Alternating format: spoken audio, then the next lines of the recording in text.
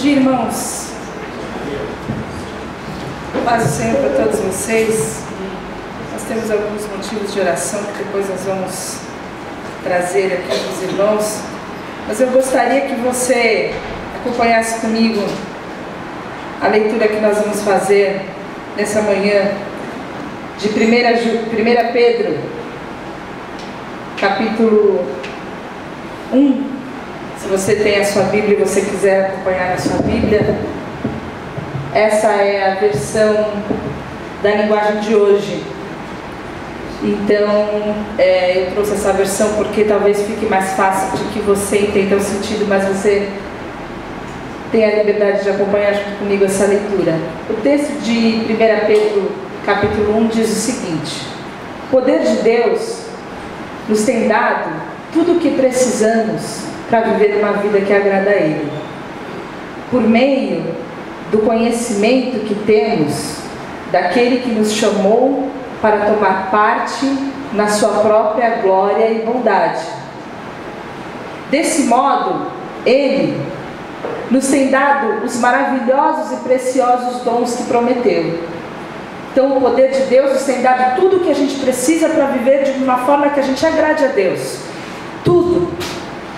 Ele nos chamou para a gente tomar parte na sua glória e bondade, e Ele nos dá os dons que nós precisamos para que a gente viva assim.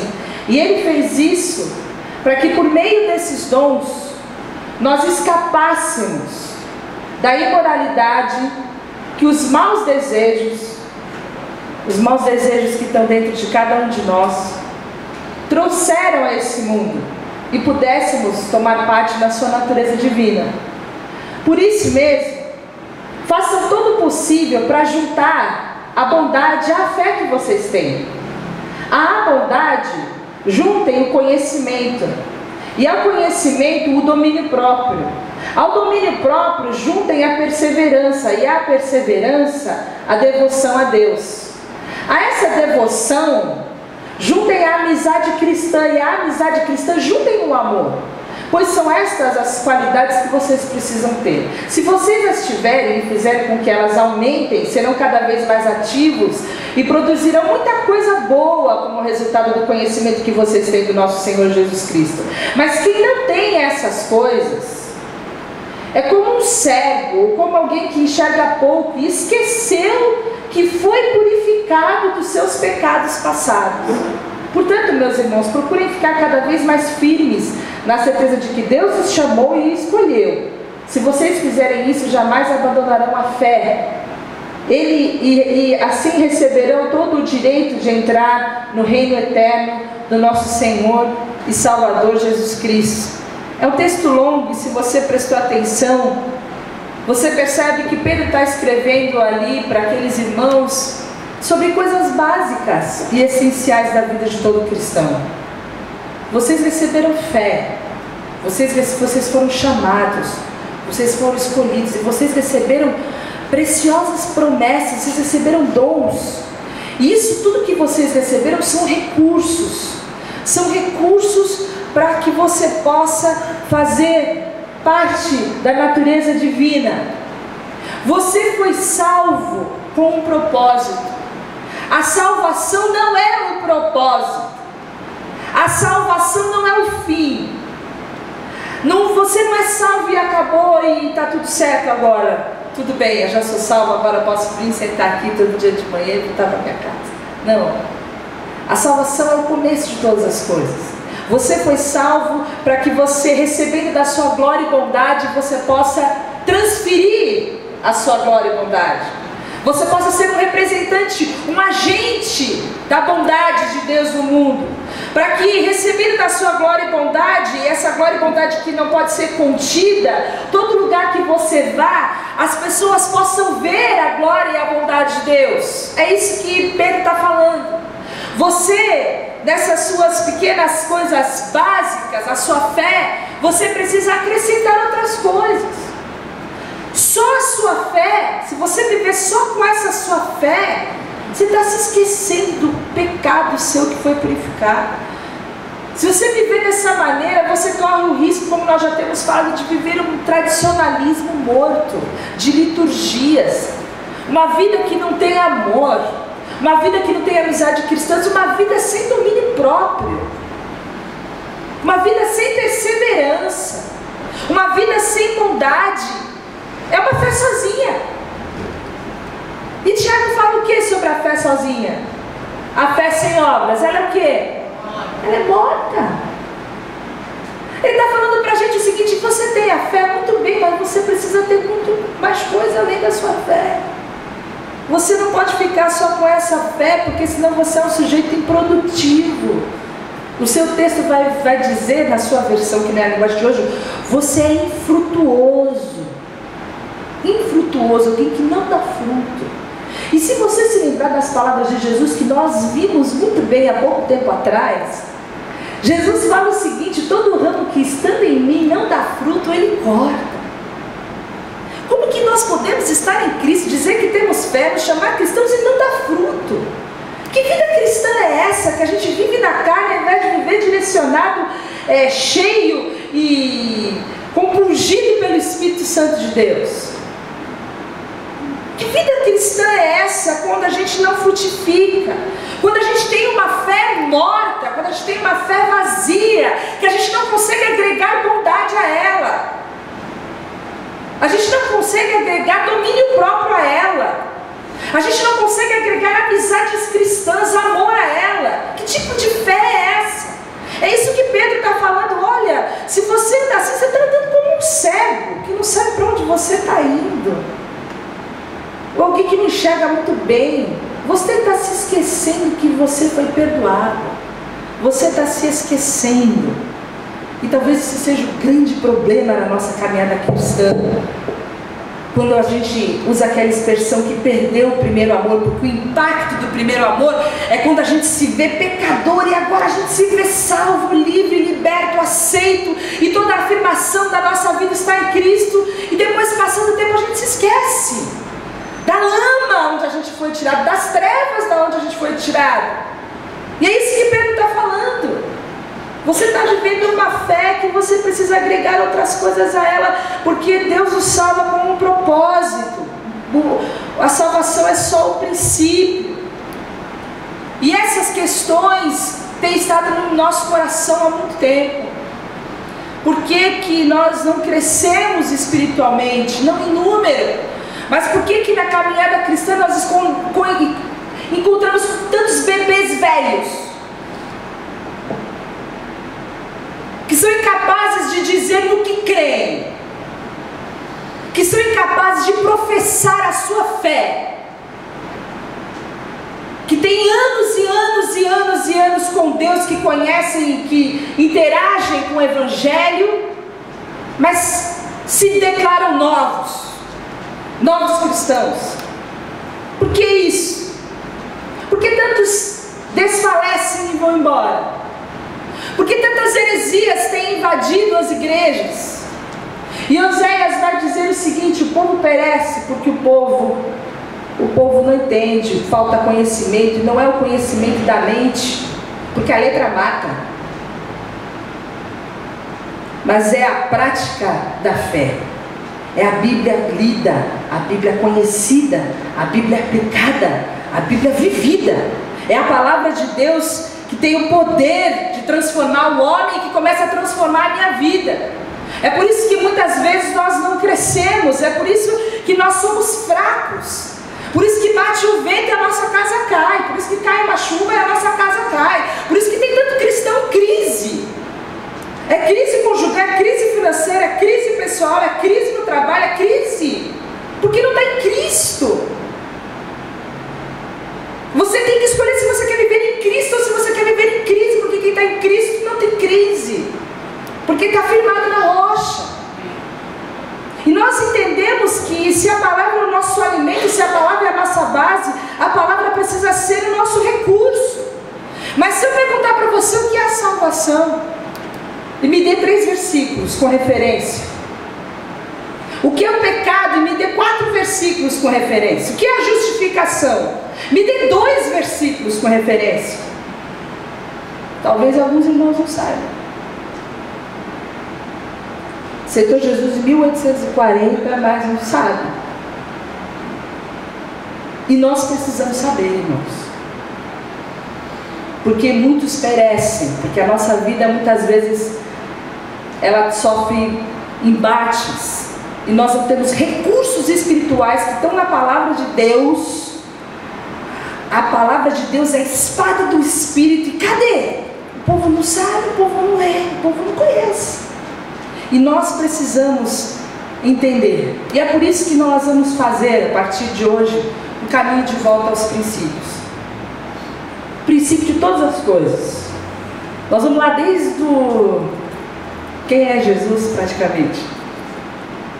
E eu quero convidar você, e que você convide os outros irmãos da comunidade. Eu falo nós, porque nós vamos fazer essa série de manhã e de noite também. E nós vamos fazer isso através do livro de Romanos, que é um dos livros mais completos e mais fantásticos da Bíblia, e eu fico fugindo dele, ele encostando em mim, eu fugindo dele, mas o Leandro tomou o desafio de fazer junto comigo. Nós vamos fazer de uma forma temática, mas a ideia é que nós, a Graça e Paz, conheça o Evangelho. Vocês entendem isso? Nós precisamos conhecer o Evangelho, nós precisamos saber onde está escrito. Os jovens estivemos juntos aqui, fizemos uma brincadeira para falarmos versículos, e eles não sabiam versículos, não é verdade? Não sabiam. Aí nós fomos conversando e a gente percebeu que eles sabiam muitos versículos, mas assim, na unidade, né? Um sabia uma metade, o outro sabia o meio, o outro sabia o final, o outro achava que sabia onde estava escrito na Bíblia, no livro. Nós precisamos saber e conhecer. Nós precisamos conhecer o Evangelho. Uma introdução do livro de Romanos, da Bíblia do Estudo de Genebra, diz o seguinte sobre a carta de Romanos. Me desculpem a leitura, mas prestem atenção. A carta de Paulo aos Romanos tem sido considerada como a chave de Deus para a compreensão de toda a Escritura. Nela, Paulo alinhava os grandes temas da Bíblia: pecado, lei, julgamento, destino humano, fé, obras, graça, justificação, santificação, eleição, o plano da salvação, a obra de Cristo e do Espírito, a esperança cristã, a natureza e a vida da igreja, o lugar do judeu e do não judeu nos propósitos de Deus, a filosofia da igreja, a história do mundo, o significado e a mensagem do Antigo Testamento, os deveres da cidadania cristã e os princípios de retidão e moralidade pessoal. Romanos nos abre uma perspectiva através da qual a paisagem completa da Bíblia pode ser vista e a revelação de como as partes se encaixam no todo se torna clara. O estudo de Romanos é vitalmente necessário para a saúde e entendimento espiritual do cristão. E esse é um motivo pelo qual nós queremos que toda a igreja, toda a Graça e Paz esteja imbuída no propósito de conhecer o Evangelho. Conhecer o Evangelho, saber no que crer. Poder dizer, olha, a salvação é isso. Cristo tem poder para salvar. Cristo tem poder. Como é que o mundo vai conhecer a luz se eu estou escondido debaixo da cama, como diz Jesus na história que está escrita lá nos Evangelhos? Se eu estou escondido, espero que não me perguntem nada, porque eu não sei dizer. Nós precisamos conhecer. E essa carta para os romanos é uma carta muito atual, porque a Roma de ontem, a Roma que a gente lê nesse primeiro capítulo, é a mesma de hoje, é a mesma cidade de hoje, é o mesmo mundo de hoje, com os mesmos desafios, com as mesmas imoralidades, com a mesma loucura, com o mesmo hedonismo, com o mesmo ateísmo, com as mesmas idolatrias de hoje. A mesma coisa. Muda o endereço, mas as pessoas e as crises são as mesmas. Apesar de ter sido escrito de 55 a 57 depois de Cristo, se fosse escrito hoje, pra gente aqui, era a palavra mais atual que a gente poderia receber. Roma era conhecida como a cidade eterna, e era uma cidade voltada ao prazer a qualquer preço. E é o que a gente vive hoje. É só você sair aí para as baladas depois da meia-noite, da 1 da manhã, e você vai saber o que é o mundo. Júlio César, o grande imperador, dizia o seguinte: quero ser o homem de todas as mulheres e a mulher de todos os homens. É uma declaração histórica dele. Essa era a condição e a realidade que aquela igreja enfrentava. E que é a condição e a realidade que nós enfrentamos hoje. Viver num mundo influenciando, sendo luz nesse mundo sem ser influenciado por ele, mas lá no meio. Porque a gente não pode ser luz escondida. É muito fácil ser luz aqui, ó. A gente tem que ser luz no mundo, sem ser influenciado por ele. Está lá no meio. E essa carta nos leva a pensarmos sobre isso, a sermos atuantes na sociedade, a resistirmos às tentações de sermos derrotados por esse espírito individualista, egoísta que impera no mundo hoje, do pão meu, né? Não é o pão nosso, é o pão meu, a fatia maior é minha. Não é assim? Aquela brasilidade de levar vantagem em tudo. Você precisa levar vantagem em alguma coisa. Coitado do Abreu, mas antes ele do que eu. Essa é a filosofia do mundo. E nós vivemos nesse mundo, precisamos entender que amar é perder. Isso vai contra a filosofia do mundo, porque a filosofia no mundo é ganhar a qualquer custo. Doa a quem doer. Você perde amizades, mas você passa por cima para você conquistar o que você quer. Essa é a filosofia do mundo. E essa Roma antiga, essa Roma daquele momento é igual a São Paulo hoje, a Santos hoje, a Rio de Janeiro, a Tóquio, Nova York, a Paris. Porque o homem, a humanidade é a mesma, com todos os seus delírios, com as suas loucuras e com as suas necessidades também. E a gente vive nesse momento de um ateísmo confesso, onde as pessoas não creem mais nada. Você não tem amigos que não creem em mais nada? Não creem em nada. Não creem mais nada. A sociedade adora a si mesma, colocou a criatura no lugar do Criador. E tem um versículo que fala: maldito o homem que confia no homem, que consegue, que acha que pode conseguir tudo na força do braço. E é essa a realidade que a gente vive hoje.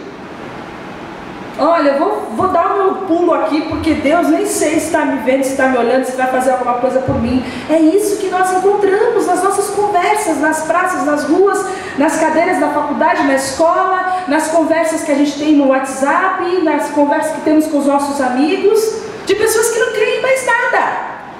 É esse ateísmo também que foge para o descontrole do politeísmo, que também crê em qualquer coisa. Faz de qualquer coisa um objeto de adoração, de devoção. De um cachorro a uma casa, a outros deuses também, uma sociedade extremamente idólatra.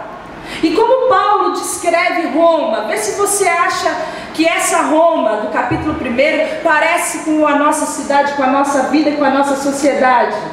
Romanos, então, 20, até o versículo 32, fala que desde que Deus criou o mundo, as suas qualidades invisíveis, isso é o seu poder eterno, a sua natureza divina, têm sido vistas claramente. Os seres humanos podem ver tudo isso nas coisas que Deus tem feito e, portanto, eles não têm desculpa nenhuma. Eles sabem quem Deus é, mas não lhe dão a glória que Ele merece e não lhe são agradecidos. Pelo contrário, seus pensamentos se tornaram tolos e a sua mente vazia está coberta de escuridão. Eles dizem que são sábios, mas são tolos. Em vez de adorarem ao Deus imortal, adoram ídolos que se parecem com seres humanos, ou com pássaros, ou com animais de 4 patas, ou com animais que se arrastam pelo chão. Por isso Deus entregou os seres humanos aos desejos do coração deles, para fazerem coisas sujas e para terem relações vergonhosas uns com os outros.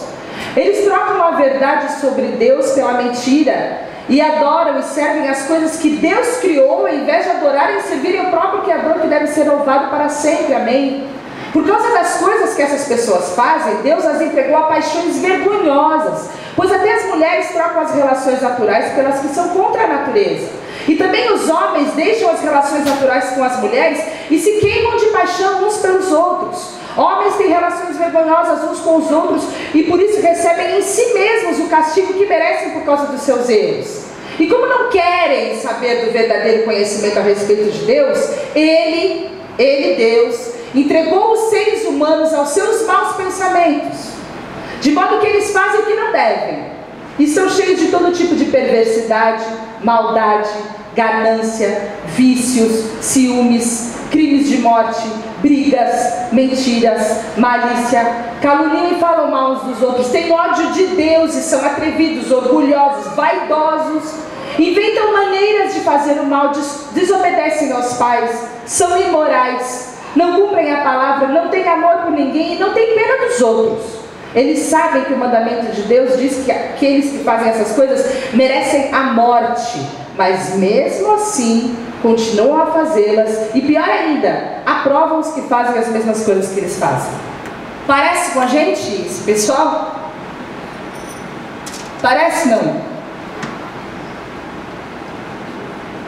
Você acha que Roma é muito diferente do que a gente tem vivido hoje?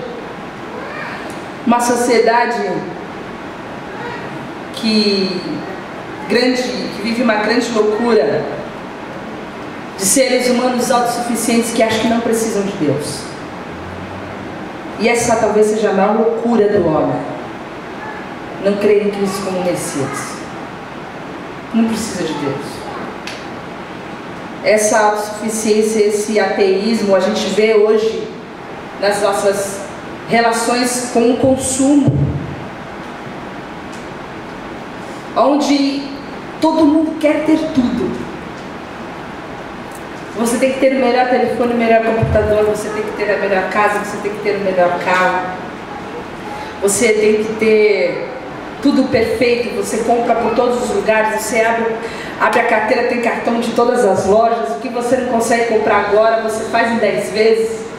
Você compra no catálogo, você compra na loja, você compra no telefone, você manda trazer quando alguém vai viajar. Você quer ter, você precisa ter, porque quando você tem, você afirma, você é aceito através da afirmação de alguém que tem. Quem tem poder. Essa sociedade ateísta se afirma no narcisismo, onde as pessoas vivem em busca do corpo perfeito, do cabelo perfeito, da pele perfeita, vivem em busca do filho perfeito, do marido perfeito, tudo tem que ser perfeito. Uma vida de cinema, vida de Facebook, vida de selfie, onde as tristezas não podem transparecer, como a gente conversava, a gente guarda a tralha de trás para poder tirar foto bonita, é tudo escondido, é tudo maquiado, é tudo photoshopado, é uma vida photoshopada, uma busca pelo narcisismo. Essa nossa vida é uma vida onde o homem adora a si mesmo, ou qualquer coisa que possa tomar o lugar de Deus, mas não é só isso. Tem a ingratidão. O texto fala que eles sabem quem é Deus, mas não lhe dão glória que Ele merece, não lhe são agradecidos. O versículo 30 fala, eles têm ódio de Deus e são atrevidos, orgulhosos e vaidosos. Você conhece gente assim? Vaidosa, que acha que não precisa de Deus para nada, que tem um certo ressentimento para com Deus. Ódio de Deus, o texto diz. Não tem gratidão, não consegue ver que toda a criação louva ao Senhor. O texto começa dizendo que não tem desculpa. Ele é o Criador do universo, todas as coisas do universo apontam para a glória de Deus. Não tem desculpa. É indesculpável quem vai dizer, mas eu não sabia. Pedro, a palavra de Deus em Romanos fala, é indesculpável. Qualquer um pode se defrontar e contemplar a glória de Deus. É só olhar para a praia, é só olhar para as montanhas, é só olhar para o firmamento, para poder ver que há de ter um Criador que sustenta todas essas coisas. Mas nós somos ingratos e injustos, porque o texto fala que as pessoas já não têm mais amor por ninguém, não têm pena de mais ninguém, e essa ingratidão nos leva a nós sermos impiedosos, a não termos uma consideração com Deus, e a injustiça nos leva a nós sermos pessoas que desconsideram o próximo. E se você fizer uma postagem de você comendo um camarão deste tamanho no Facebook, você vai ter 110 curtidas.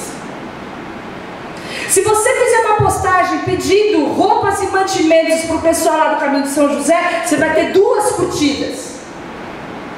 Porque ninguém está nem aí, enquanto não for na casa dele. Essa é a sociedade que a gente vive. Lamentavelmente, o mundo nunca precisou tanto de Deus e de luz e de nós como precisa hoje. E nós precisamos nos levantar, irmãos. Nós precisamos nos levantar. Porque essa ingratidão tem enchido os nossos corações e enchido toda a humanidade. As pessoas se tornaram cheias de maldade. As pessoas são maldosas, egoístas, insatisfeitas, ingratas. Esse é o retrato da nossa sociedade. E a vida tem sido um milagre todos os dias, porque Deus nos dá uma nova chance. Deus tem dado uma chance para que em algum momento essa sociedade possa conhecer o senhorio de Cristo. Nós precisamos entender isso, que essa sociedade substitui a gratidão por insatisfação. Que ao invés de ter fraternidade ou amizade cristã, como diz na linguagem de hoje, ao invés de ter amor, eles têm egoísmo. Aí o texto fala, olha, Deus fez um juízo nessa sociedade. E o juízo de Deus é o seguinte, Ele entregou esse pessoal às suas próprias paixões.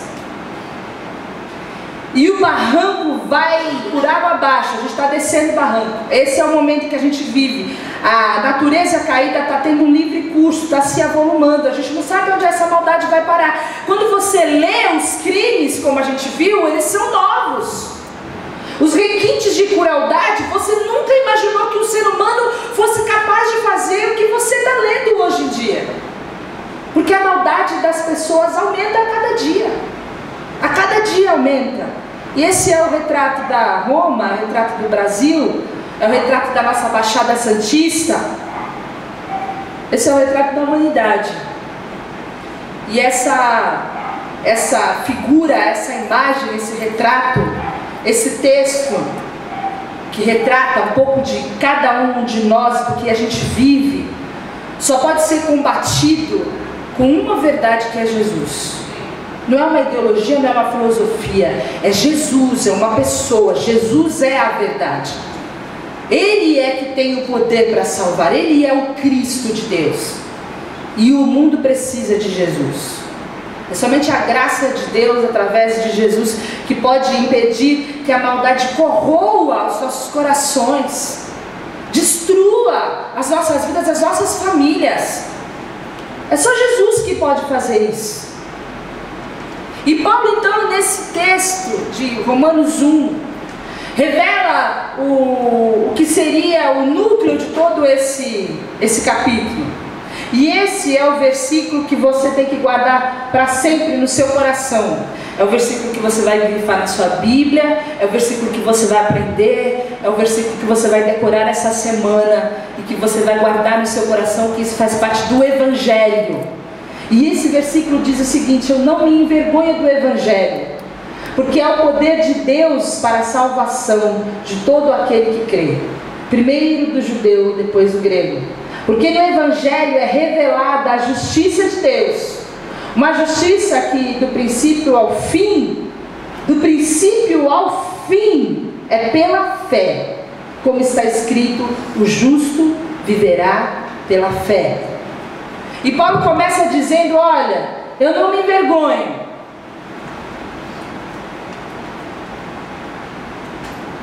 Talvez ele tivesse sido tentado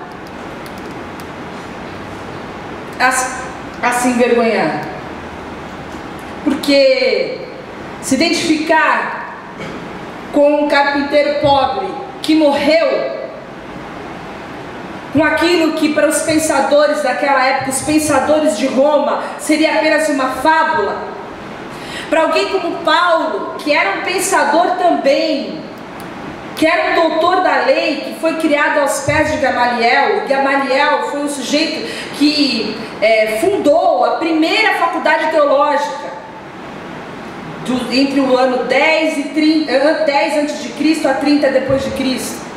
Ele era o grande, o maior de todos os rabinos, se podemos dizer assim. Ele era o Rabã, que era um nome dado aos sumos sacerdotes, e ele recebia poucos meninos que ficavam internados ali. Paulo foi um desses. Então Paulo era o cara que teve que pegar todo esse conhecimento e colocar aos pés da cruz. E agora ele tinha fé. E por algum momento ele fala: eu não me envergonho. Eles vêm com todo esse conhecimento, com todas essas filosofias, com todas essas ideias, e eu vou com o que eu creio. Mas nós temos vivido, irmãos, um momento em que a gente se envergonha, não é, Adão? A gente se envergonha, porque muitas vezes a gente confunde evangelho com evangélico. E alguém pergunta para você se você é evangélico, e você fica pensando o que você vai responder. Que você tem medo de que aquela pessoa te identifique com um monte de coisas que você não é. E aquelas outras pessoas que são, dizem também que são evangélicas. Mas a religião evangélica, com as suas vergonhas, com as suas boacumbas, com essas coisas que vendem nas TVs, com esse monte de teologia de prosperidade que vincula a salvação com coisas que você pode comprar, que você pode obter, isso não é o evangelho. Isso não é o evangelho. E do evangelho a gente jamais pode se envergonhar, porque o evangelho é a nossa vida, ele é a nossa bandeira, o evangelho é a nossa voz, o evangelho é a nossa identidade. O evangelho é o nosso estilo de vida, é o modo pelo qual nós nos movemos, é o que vai definir as nossas escolhas, é o que define as nossas palavras, é o que define a forma com que a gente se porta no meio da sociedade, é o evangelho de Jesus Cristo. A gente nunca deve se envergonhar do evangelho de Jesus Cristo. Por quê? Paulo responde: porque ele é o poder de Deus para a salvação. Não há nenhum outro poder. Não há nenhum outro poder. O homem vive em busca do poder. Ele quer liderança, ele quer reconhecimento, ele quer essa afirmação, ele precisa de aceitação, ele quer poder, ele quer estar por cima, ele quer conquistar. Mas nada disso regenera o ser humano. Nada disso pode mudar o ser humano, libertar a gente do poder do mal, o mal que habita em nós. O mal que habita em nós só Jesus pode tirar. Nós somos esses agentes de Deus aqui na terra, irmãos, não vamos esquecer dessa palavra. Nós somos aqueles que santificam o nome de Deus nessa terra. Nós somos aqueles que somos os responsáveis por levar esse evangelho. O evangelho é o poder de transformar. Meu pai fez uma música que eu me lembro bem. No meio dessa música, a música fala que ninguém diante de Deus pode se justificar. Ninguém. Ninguém diante de Deus pode se justificar. De pecador a salvo, só Cristo pode transformar. Só Cristo. De pecador para salvo, só Cristo. Só que essa é a principal transformação que precisa acontecer no ser humano. O dinheiro pode transformar? Pode. Vocês já não viram aquelas fotos que não existe mulher feia, existe mulher pobre? Vocês já viram isso aí? Aparece aquele triplo full, aí depois aparece toda trabalhada na maquiagem, no silicone, toda ajeitada, linda. O dinheiro transforma, gente. O casamento transforma. Casamento, um bom casamento transforma, um mau casamento transforma também. Transforma. O estudo transforma. O pessoal aqui que está entrando no médio, vai entrar na faculdade, vocês estão numa fase que vai transformar a vida de vocês. Vai determinar quem vocês serão, o que vocês vão fazer, aonde vocês vão desenvolver a atividade para a glória de Deus na vida de vocês. O conhecimento transforma, o trabalho transforma, porque às vezes o sujeito não tem dinheiro, o sujeito não tem um bom casamento, mas é um trabalhador. E com o fruto do trabalho dele ele se transforma numa nova pessoa, dá uma nova vida para a sua família. O trabalho transforma, amizades transformam. O sujeito era um, passou a andar com aquele pessoal, se transformou em outra pessoa. Não é assim? É assim. Mas de pecador a salvo, só Cristo pode transformar.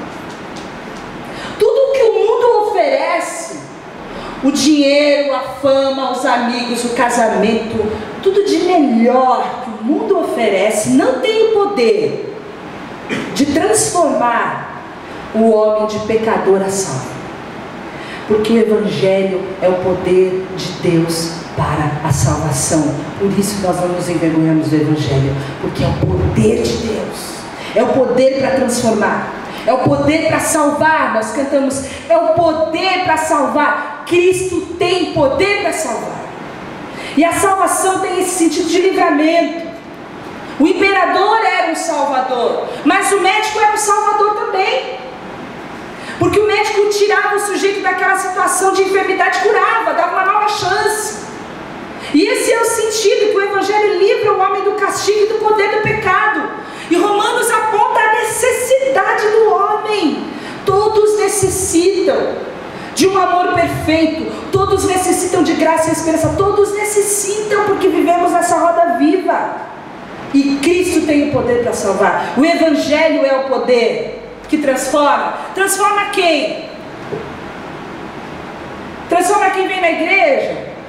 Transforma quem usa saia comprida? Transforma quem tem bom comportamento? Transforma quem faz 3 orações, jejum, participa das campanhas? Transforma quem merece? Transforma quem se comporta? Transforma com base na sua performance? Tipo de gente que você é? Transforma, irmãos, todo aquele que crê. Todo aquele que crê. E isso é um soco na cara com luva de pelica para todo legalista que busca um comportamento. Olha, salvação é para quem fizer assim, assim, assim, assim, assim. Isso é mentira do diabo. Porque a salvação é coisa de Deus, é pela graça, mediante a fé. Isso não vem de nós, e já não vem para que ninguém se glorie. É coisa de Deus, para todo o que crê. Todo o que crê. A gente nunca pode vincular a performance, o comportamento, a história. É todo o que crê. Toda essa raça de gente aqui que você viu fazendo esse monte de coisa, é para eles, é para nós, é para todo o que crê. A gente tem uma mania de querer separar certos tipos de pessoas. O Evangelho é para todos. Essa é a grande e maior boa notícia de Romanos. O Evangelho não é só para o judeu, não é só para alguns, é para todos, é para todo o que crê. E Deus vai declarar justo, Deus vai declarar justificado todo aquele que crê. Pela morte de Jesus, Deus pune o pecado, porque o salário do pecado é a morte. Nós vamos falar cuidadosamente sobre isso. E Deus pune o pecado. E todo pecado cometido, ele tem a sua pena cumprida nas costas, nas mãos, nos pés, na lateral de Jesus, quando o coração de Jesus para de bater. Naquele momento, a morte pagou todos os nossos pecados. Todos os nossos pecados. Quando ele bradou, em tuas mãos eu entrego o meu espírito, e expirou, todo o pecado da humanidade foi pago, foi perdoado. Mas quando ele ressuscitou o terceiro dia, irmãos, nós recebemos da sua vida e da sua natureza divina. Essa é a grande notícia.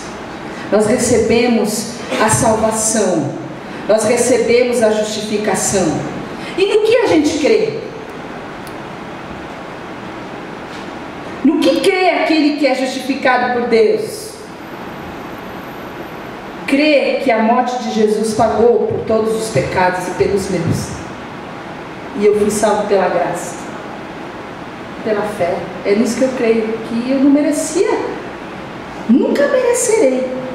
Por mais que eu faça, eu nunca merecerei, jamais. Mas porque Ele, com sua graça, me alcançou, em Cristo eu sou salvo. É isso que nós cremos. É isso que nós cremos. Tudo começa pela fé. Mas a fé é só o começo. Vocês entendem isso? É só o começo. Não acaba na fé, começa na fé.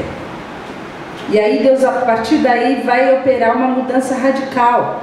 Vai livrar a gente do ateísmo, do narcisismo. O narcisismo é essa mania da gente se achar o tal, melhor que todo mundo, que tudo nosso é perfeito, a gente é lindo, maravilhoso.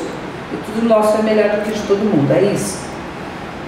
Vocês que fica falando essas palavras com ismo, eu não entendo nada, eu vou explicando. Vai tirando o consumismo, vai tirando essas coisas, a injustiça, a ingratidão, a idolatria, e nos leva a esse processo de receber o poder que transforma. E quando a gente recebe esse poder que transforma, irmãos, da salvação, e a gente é salvo, Pedro fala para a gente, então, se lembram como a gente começou? Se vocês ficarem só nisso, vocês são cegos. Vocês precisam colocar bondade aí. Tem bondade em você? Olha, você precisa de conhecimento também. Tem conhecimento em você? Você precisa. Ó, você precisa de domínio próprio. Não dá para viver sem domínio próprio. Com a justificativa Gabriela, que eu nasci assim, você sempre assim. Não dá. Você nasceu assim, mas agora você nasceu em Cristo. É domínio próprio. Você precisa de domínio próprio. Você precisa de perseverança. Você precisa perseverar. Você precisa de devoção a Deus. Um ingrato que se esqueceu dos pecados perdoados, como que vai se dedicar a Deus? Vai ter devoção, vai ser piedoso? Você precisa se dedicar a Deus. Você precisa dedicar tempo com Deus. Precisa dedicar relacionamento com Deus.